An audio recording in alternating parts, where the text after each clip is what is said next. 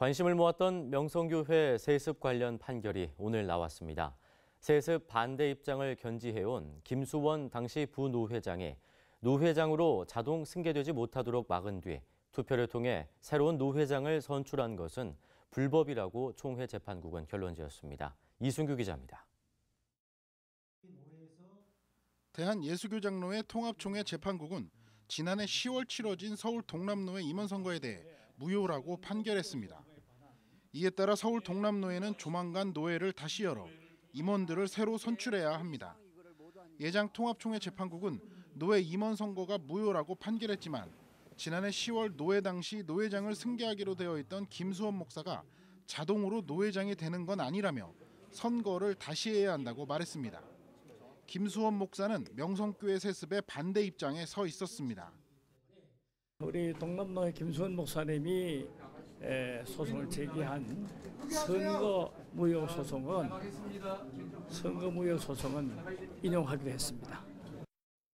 예장 통합총회 재판국은 하지만 김하나 목사, 위임 목사 청빙 청원 결의안 무효 소송에 대해서는 결론을 내리지 못했습니다.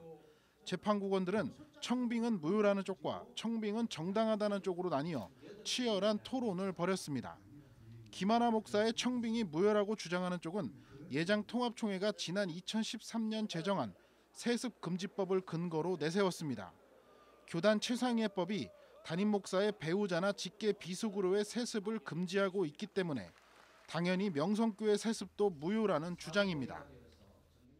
김하나 목사, 위임 목사 청빙 청원권에 대해서 승인한 동남노회의 결의는 무효라고 판단되어야 한다는 것입니다. 반대로 청빙이 정당하다고 하는 쪽은 명성교회 교인들의 전폭적인 지지를 근거로 내세웠습니다. 명성교회 교인 80%가량이 김하나 목사를 지지했기 때문에 청빙 결의는 아무런 문제가 없다는 겁니다.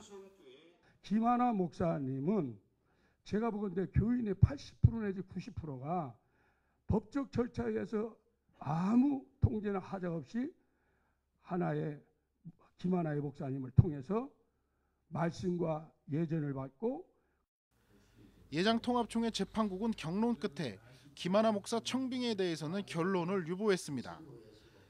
이들은 다음 달 다시 재판을 속개해 결론을 내릴 계획이라고 말했습니다.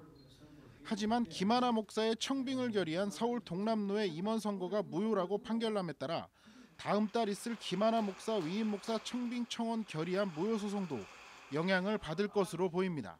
CBS 뉴스 이순규입니다.